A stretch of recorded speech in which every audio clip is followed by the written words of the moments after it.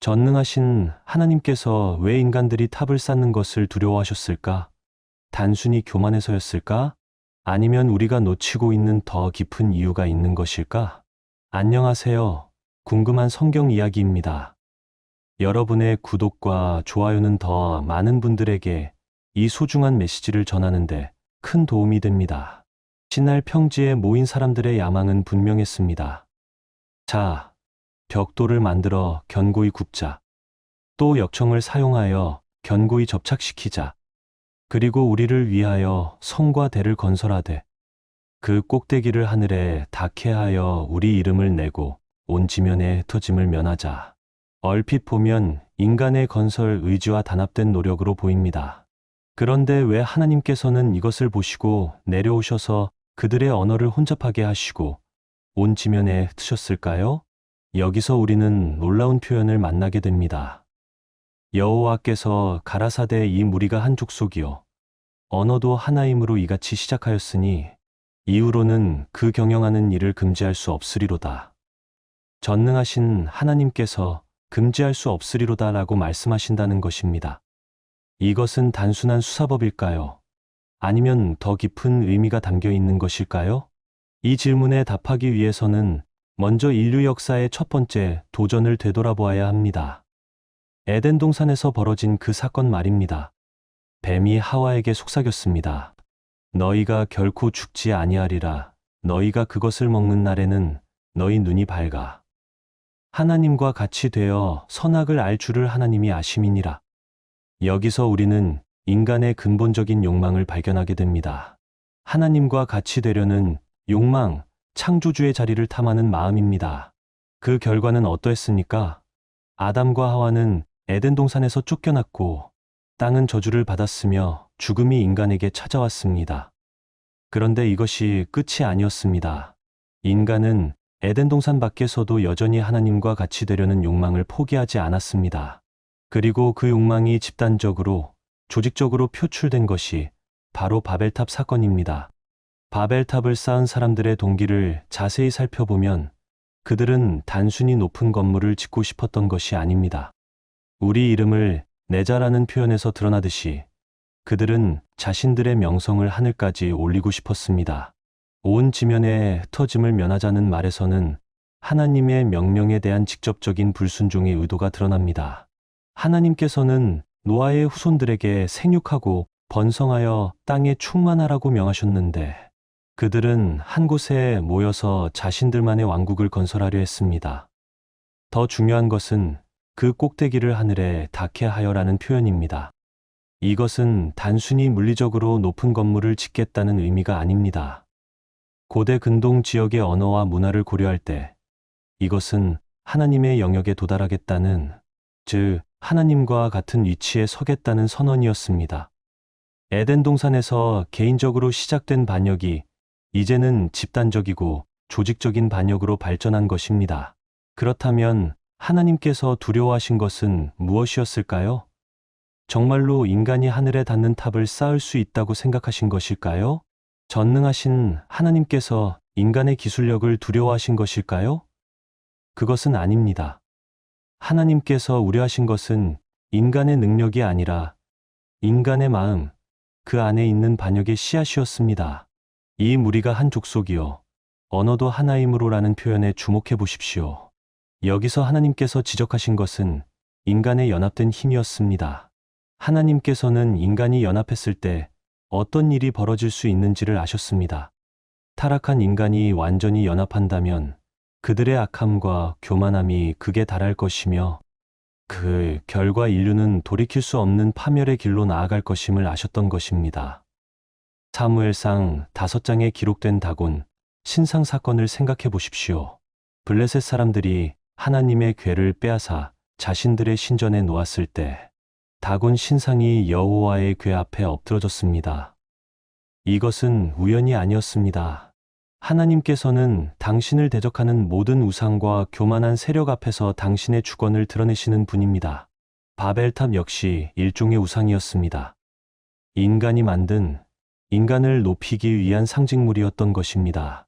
다니엘서 4장에서 느부갓네살 왕의 이야기를 보면 더욱 분명해집니다. 바벨론의 왕궁 위에서 거닐며 이 큰 바벨론은 내가 능력과 권세로 건설하여 나의 도성을 삼고 이것으로 내 위엄의 영광을 나타낸 것이 아니냐라고 말했을 때 하나님의 심판이 임했습니다. 그는 들짐승과 같이 되어 풀을 뜯으며 지내야 했습니다. 그리고 나서야 그는 고백했습니다. 지극히 높으신 자가 인간 나라를 다스리시며 자기의 뜻대로 그것을 누구든지 주시는 줄을 깨달았나이다. 바벨탑 건설자들도 마찬가지였습니다. 그들은 자신들의 능력과 기술로 하늘에 닿는 탑을 쌓을 수 있다고 생각했습니다. 그들은 하나님 없이도, 아니 하나님을 대적해서라도 자신들의 왕국을 건설할 수 있다고 믿었습니다. 이것은 창조주에 대한 근본적인 반역이었고 하나님께서는 이것을 그냥 지나치실 수 없으셨습니다. 그런데 여기서 우리가 놓치지 말아야 할 점이 있습니다. 하나님께서 바벨탑을 무너뜨리신 방법을 보십시오. 하나님께서는 탑을 직접 파괴하지 않으셨습니다. 지진이나 화재로 건물을 무너뜨리지도 않으셨습니다. 대신 그들의 언어를 혼잡하게 하셨습니다. 이것은 무엇을 의미할까요? 언어는 소통의 도구입니다. 사람들이 서로 이해하고 협력할 수 있게 하는 수단입니다. 하나님께서 언어를 혼잡하게 하셨다는 것은 그들 사이의 소통을 차단하신 것입니다. 하나된 마음으로 하나님을 대적하려던 그들의 계획이 무산된 것입니다. 이것은 하나님의 지혜로운 심판이었습니다. 파괴적인 방법이 아닌 분산을 통한 심판이었던 것입니다. 그리고 그들을 온 지면에 흩으셨습니다. 이것 역시 단순한 형벌이 아니었습니다. 하나님께서는 원래 인류에게 땅에 충만하라고 명령하셨습니다. 그런데 그들이 한 곳에 모여 자신들만의 왕국을 건설하려 하자 하나님께서 강제로라도 그 명령을 이행하게 하신 것입니다. 심판 가운데서도 하나님의 원래 계획이 성취되도록 하신 것입니다. 사도행전 17장 26절에서 바울은 이렇게 말합니다. 인류의 모든 족속을 한 혈통으로 만드사 온 땅에 거하게 하시고 저희의 연대를 정하시며 거주의 경계를 한정하셨으니 하나님께서는 바벨탑 사건을 통해 인류를 각 지역으로 흩으셨지만 이것이 최종 목적은 아니었습니다. 그 목적은 다음 절에 나옵니다. 이는 사람으로 혹 하나님을 더듬어 찾아 발견케 하려 하심이라. 하나님께서는 인류를 흩으심으로써 그들이 각각 다른 환경에서 하나님을 찾아가는 여정을 시작하게 하셨습니다. 만약 그들이 한 곳에 모여서 바벨탑을 완성했다면 그들의 교만은 극에 달했을 것이고 하나님을 찾을 마음은 더욱 멀어졌을 것입니다. 하나님께서는 그들의 교만을 꺾으심으로써 오히려 그들에게 구원의 기회를 주신 것입니다. 바벨탑 사건은 또한 앞으로 올 더 큰 구원의 역사를 예고하는 사건이기도 했습니다. 인류가 언어의 혼잡으로 흩어진 것은 오순절 성령 강림의 전주곡이었습니다. 성령께서 임하셨을 때 각 나라의 방언으로 하나님의 큰 일을 증거하게 된 것은 바벨탑에서 흩어진 인류가 다시 하나님 안에서 하나 되는 첫 번째 신호탄이었습니다. 하지만 바벨탑의 정신은 그 후에도 계속해서 인류 역사에 나타났습니다. 요한계시록 17장에 나오는 큰 음녀 바벨론의 모습을 보십시오. 그 이마에 이름이 기록되었으니 비밀이라 큰 바벨론이라 땅의 음녀들과 가증한 것들의 어미라 하였더라. 이것은 마지막 때에 나타날 종교적, 정치적 교만의 상징입니다. 바벨탑을 쌓던 그 정신이 마지막까지 계속될 것임을 보여주는 것입니다. 그렇다면 하나님께서 바벨탑을 무너뜨리신 진짜 이유는 무엇이었을까요? 두려움 때문이었을까요? 아니면 다른 이유가 있었을까요? 그리고 이 사건이 오늘날 우리에게 주는 메시지는 무엇일까요? 우리는 혹시 여전히 바벨탑을 쌓고 있는 것은 아닐까요? 이제 우리는 바벨탑 사건의 핵심에 더 깊이 들어가 보겠습니다. 하나님께서 정말로 인간의 도전을 두려워하셨을까요? 그 답은 놀랍게도 예입니다. 하지만 우리가 생각하는 그런 두려움이 아닙니다. 하나님께서 두려워하신 것은 인간의 능력이 아니라 인간의 파멸이었습니다. 타락한 인간이 완전히 연합하여 하나님을 대적할 때 그들이 스스로를 어떤 나락으로 떨어뜨릴지를 아셨기 때문입니다. 마치 사랑하는 자녀가 절벽 위에서 뛰어다니는 것을 본 부모의 마음과 같았습니다. 부모는 자녀의 힘을 두려워하는 것이 아니라 자녀가 위험에 빠질 것을 두려워하는 것입니다. 창세기 3장에서 하나님께서 하신 말씀을 다시 보십시오. 보라, 이 사람이 선악을 아는 일에 우리 중 하나 같이 되었으니 그가 그 손을 들어 생명나무 실과도 따먹고 영생할까 하노라. 여기서 하나님께서 우려하신 것은 타락한 상태의 인간이 영생을 얻는 것이었습니다. 만약 죄 가운데 있는 인간이 영원히 살게 된다면 그것은 축복이 아니라 저주가 될 것이기 때문입니다. 바벨탑에서도 마찬가지였습니다. 하나님께서는 이후로는 그 경영하는 일을 금지할 수 없으리로다라고 하셨습니다. 이것은 하나님의 무능함을 드러내는 표현이 아닙니다. 오히려 타락한 인간의 의지가 얼마나 완고한지, 그리고 그들이 연합했을 때 얼마나 끔찍한 결과를 가져올 수 있는지를 보여주는 것입니다. 역사를 돌이켜 보십시오. 인간이 하나의 이념 아래 완전히 연합했을 때 어떤 일들이 벌어졌습니까? 20세기에 일어난 전쟁들과 학살들을 생각해 보십시오. 과학 기술이 발달하고 조직이 체계화될수록 인간이 저지르는 악의 규모도 더욱 커졌습니다. 만약 노아 시대처럼 모든 인류가 하나의 마음으로 하나님을 대적한다면 그 결과는 상상할 수 없을 정도로 참혹할 것입니다. 그래서 하나님께서는 사랑하는 마음으로 그들을 흩으셨습니다. 이것은 심판이면서 동시에 구원이었습니다. 그들의 교만을 꺾으시고 각각 다른 환경에서 하나님을 찾을 기회를 주신 것입니다. 사도행전 17장에서 바울이 증거한 대로 하나님께서는 사람으로 혹 하나님을 더듬어 찾아 발견케 하려 하셨습니다. 이것이 하나님의 놀라운 지혜입니다. 하나님께서는 인간의 악함과 교만함을 징계하시면서도 그 안에서 구원의 길을 열어두셨습니다. 바벨탑에서 시작된 언어의 혼잡은 결국 오순절 성령 강림으로 완성됩니다. 나라 사람들이 자기 언어로 하나님의 큰 일을 듣게 된 것은 흩어진 인류가 다시 하나님 안에서 하나 되는 것을 보여주는 것이었습니다. 그런데 바벨탑의 정신은 오늘날에도 여전히 살아있습니다. 현대인들은 과학기술의 발전을 통해 마치 하나님과 같은 능력을 갖게 되었다고 생각합니다. 인공지능과 유전공학의 발달로 생명을 창조하고 조작할 수 있게 되었다고 자만합니다. 우주로 나아가 다른 행성을 정복하겠다고 호언장담합니다. 이 모든 것이 바벨탑을 쌓던 그 정신의 연장선상에 있는 것입니다. 개인적인 차원에서도 마찬가지입니다. 우리는 각자의 영역에서 작은 바벨탑들을 쌓고 있습니다.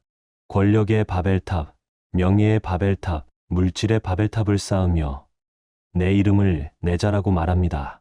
교회 안에서도 예외는 아닙니다.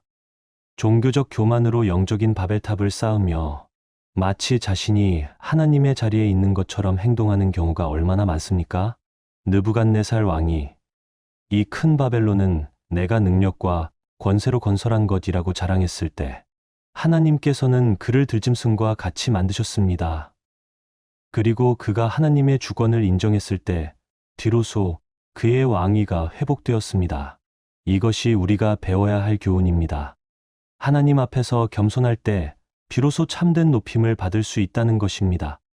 다곤 신상이 하나님의 궤 앞에서 엎드려졌듯이 우리의 모든 교만과 우상들도 하나님 앞에서는 무너질 수밖에 없습니다. 우리가 쌓은 바벨탑들이 아무리 높고 견고해 보여도 하나님의 한마디 말씀 앞에서는 모래성처럼 무너지고 맙니다. 그렇다면 우리는 어떻게 살아야 할까요? 바벨탑을 쌓지 말고 살라는 것일까요? 아닙니다. 우리는 여전히 일하고 건설하고 발전시켜야 합니다. 하지만 그 동기와 목적이 달라야 합니다. 내 이름을 내기 위해가 아니라 하나님의 영광을 위해 해야 합니다. 하나님과 같이 되기 위해가 아니라 하나님께 순종하기 위해 해야 합니다. 성경은 우리에게 높은 곳을 지향하라고 말합니다. 하지만 그것은 교만한 바벨탑이 아니라 겸손한 순종의 계단입니다. 하나님께서 높이시는 자가 참으로 높아지는 것이며 자기를 낮추는 자가 실제로 높아지는 것입니다. 요한계시록 17장에서 보여주는 마지막 때의 바벨론은 큰 음녀로 묘사됩니다. 이것은 종교적 교만과 영적 음행의 극치를 보여줍니다. 하지만 이 바벨론도 결국은 무너질 것입니다. 한 시간에 그렇게 큰 부가 망하였도다라고 애곡하는 소리가 들릴 것입니다. 인간의 모든 교만과 반역은 결국 하나님의 심판 앞에서 무너질 수밖에 없습니다. 하지만 하나님의 심판에는 언제나 소망이 함께합니다. 바벨탑이 무너진 후에도 하나님께서는 아브라함을 부르셔서 복의 근원이 되게 하셨습니다. 언어가 혼잡해진 후에도 성령께서 오셔서 다시 하나가 되게 하셨습니다. 바벨론이 무너진 후에도 새 예루살렘이 하늘에서 내려올 것입니다. 이것이 하나님의 구원 역사입니다. 인간의 교만을 심판하시되 그 안에서도 구원의 길을 열어두시는 것입니다. 바벨탑을 무너뜨리시되 더 큰 구원의 계획을 준비하고 계시는 것입니다. 오늘날 우리에게 필요한 것은 겸손입니다. 하나님 앞에서 자신을 낮추는 겸손, 피조물의 자리를 지키는 겸손입니다. 우리가 아무리 높은 곳에 올라가도 그것이 하나님을 대적하는 바벨탑이 되어서는 안 됩니다. 오히려 하나님께 나아가는 순종의 계단이 되어야 합니다. 바벨탑 건설자들은 우리 이름을 내자라고 했습니다. 하지만 성도는 주의 이름을 높이자라고 해야 합니다. 그들은 하늘에 닿게 하자라고 했지만 성도는 하나님께서 내려오시기를 기다리자라고 해야 합니다. 그들은 흩어짐을 면하자라고 했지만 성도는 하나님의 뜻대로 세상 끝까지 복음을 전하자라고 해야 합니다. 하나님께서는 바벨탑을 무너뜨리심으로써 인간의 교만을 막으시고 동시에 더 큰 구원의 역사를 준비하셨습니다. 언어가 혼잡해져 소통이 막혔지만 결국 성령을 통해 더 깊은 소통이 이루어졌습니다. 인류가 흩어졌지만 결국 하나님의 나라에서 다시 모이게 될 것입니다. 이것이 바벨탑 사건이 우리에게 주는 메시지입니다. 하나님께서는 우리의 교만을 두려워하시는 것이 아니라 우리가 교만으로 인해 멸망하는 것을 두려워하십니다. 그래서 때로는 엄하게 징계하시지만 그 징계 가운데서도 구원의 길을 열어두십니다. 우리 각자의 삶을 돌아보십시오. 혹시 작은 바벨탑들을 쌓고 있지는 않습니까? 하나님의 자리를 넘보는 교만한 마음은 없습니까? 만약 그런 것들이 있다면 지금이라도 무너뜨리십시오. 하나님께서 무너뜨리시기 전에 스스로 무너뜨리십시오. 그럴 때 하나님께서는 더 큰 복으로 응답해 주실 것입니다. 직장에서 성취한 성과를 자랑하며 마치 자신의 능력만으로 이룬 것처럼 생각하는 것, 이것도 작은 바벨탑입니다. 교회에서 섬기면서도 사람들의 인정을 받고 싶어 하는 마음, 이것도 바벨탑의 정신입니다. 자녀들의 성공을 통해 자신의 명예를 세우려는 부모의 마음, 학문적 성취나 사회적 지위를 통해 자신을 드러내려는 욕망, 이 모든 것들이 현대판 바벨탑들입니다. 하지만 하나님께서는 이런 것들을 모두 아시고 때로는 우리의 계획을 좌절시키시고 우리의 교만을 꺾으십니다. 마치 바벨탑 건설자들의 언어를 혼잡하게 하신 것처럼 말입니다. 우리가 의지하던 것들이 무너질 때 처음에는 절망스럽고 이해할 수 없을지 모릅니다. 하지만 그것이 바로 하나님께서 우리를 더 높은 차원의 삶으로 인도하시는 과정인 것을 깨달아야 합니다. 느부갓네살 왕이 들짐승처럼 지내는 굴욕을 당한 후에야 참된 겸손을 배웠듯이 때로는 우리도 낮아져야 합니다. 우리가 쌓은 바벨탑들이 무너져야 합니다. 그럴 때 비로소 하나님의 은혜가 얼마나 크신지, 우리가 얼마나 연약한 존재인지를 깨닫게 됩니다. 그런데 여기서 중요한 것은 하나님의 마음입니다. 하나님께서는 우리를 낮추시되 절망시키지 않으십니다. 무너뜨리시되 완전히 파괴하지 않으십니다. 언제나 회복의 길을 열어두십니다. 바벨탑을 무너뜨리신 후에 아브라함을 부르셔서 복의 근원이 되게 하신 것처럼 우리의 교만을 꺾으신 후에는 더 큰 축복으로 채우십니다. 이것이 복음의 놀라운 역설입니다.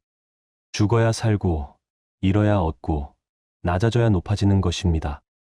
예수님께서도 누구든지 자기를 높이는 자는 낮아지고 자기를 낮추는 자는 높아지리라 고 말씀하셨습니다. 바벨탑의 건설자들은 높아지려다가 흩어졌지만 예수님은 낮아지셨기 때문에 만유 위에 뛰어나신 이름을 얻으셨습니다. 오순절 성령 강림 사건을 다시 생각해 보십시오. 바벨탑에서 혼잡해진 언어들이 성령의 능력으로 다시 하나가 되었습니다. 각 나라에서 온 사람들이 자기 방언으로 하나님의 큰 일을 듣게 되었습니다. 이것은 단순히 언어의 회복이 아니었습니다. 하나님과 인간 사이의 소통이 회복된 것이었고, 인간과 인간 사이의 참된 연합이 시작된 것이었습니다. 바벨탑에서 추구했던 연합은 하나님을 대제한 인간들만의 연합이었습니다. 하지만 오순절의 연합은 하나님을 중심으로 한 연합이었습니다. 바벨탑의 연합은 교만에서 나온 것이었지만 오순절의 연합은 겸손과 순종에서 나온 것이었습니다. 바벨탑은 인간의 영광을 위한 것이었지만 오순절은 하나님의 영광을 위한 것이었습니다. 이것이 오늘날 교회가 추구해야 할 연합의 모델입니다. 서로 다른 언어와 문화를 가진 사람들이 하나님의 영 안에서 하나 되는 것입니다. 인종과 국경을 초월하여 복음 안에서 형제자매가 되는 것입니다.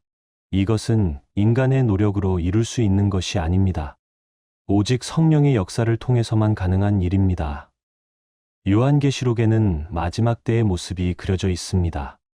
한편으로는 큰 음녀 바벨론의 멸망이 있고 다른 한편으로는 새 예루살렘의 강림이 있습니다. 바벨론은 인간의 교만과 반역의 최종 모습이고 새 예루살렘은 하나님의 구원 계획의 완성입니다. 바벨론은 사람이 쌓은 것이지만 새 예루살렘은 하나님께서 하늘에서 내려보내시는 것입니다. 보라, 하나님의 장막이 사람들과 함께 있음에 하나님이 그들과 함께 계시리니라는 말씀이 성취될 때 바벨탑에서 시작된 인간의 갈망이 뒤로서 올바른 방향으로 충족될 것입니다. 하나님과 함께하려는 마음, 높은 곳에 거하고 싶어 하는 욕망, 영원히 흩어지지 않고 함께하고 싶어 하는 소원이 모두 하나님 안에서 성취될 것입니다.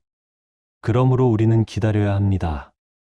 조급하게 바벨탑을 쌓을 것이 아니라 인내하며 하나님의 때를 기다려야 합니다.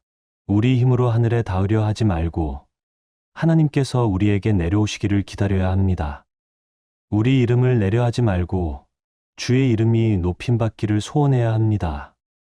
바벨탑 사건은 인간의 한계를 보여주는 동시에 하나님의 무한한 사랑을 보여주는 사건입니다. 하나님께서는 우리의 교만을 두려워하시는 것이 아니라 우리가 교만으로 인해 멸망하는 것을 두려워하십니다. 그래서 때로는 우리의 계획을 좌절시키시고 우리의 바벨탑을 무너뜨리십니다. 하지만 그것은 심판이면서 동시에 구원이고 징계이면서 동시에 사랑입니다. 오늘 이 말씀을 듣는 여러분 가운데 혹시 무너진 바벨탑 앞에서 절망하고 있는 분이 계십니까? 자신이 쌓아 올린 것들이 하루아침에 무너져 내려 좌절하고 있는 분이 계십니까? 그렇다면 이것을 기억하십시오. 하나님께서 무너뜨리신 것은 더 큰 복을 위한 것입니다. 더 견고한 기초 위에 더 아름다운 건물을 세우기 위한 것입니다. 하지만 그 건물은 우리가 쌓는 것이 아닙니다. 하나님께서 세우시는 것입니다. 우리는 다만 순종하고 기다릴 뿐입니다. 겸손한 마음으로 하나님의 뜻에 맡길 뿐입니다. 그럴 때 하나님께서는 우리의 모든 필요를 채우시고 우리의 모든 갈망을 올바른 방향으로 인도하실 것입니다. 바벨탑은 무너졌지만 하나님의 나라는 영원히 설 것입니다. 인간의 교만은 한때 높아 보이지만 하나님의 겸손은 영원히 승리할 것입니다. 우리 각자가 작은 바벨탑들을 내려놓고 하나님의 나라를 구하며 그의 의를 먼저 구할 때 모든 것이 우리에게 더하여질 것입니다. 댓글로 여러분의 생각과 간증을 나누어 주세요. 함께 기도하며 응답하겠습니다.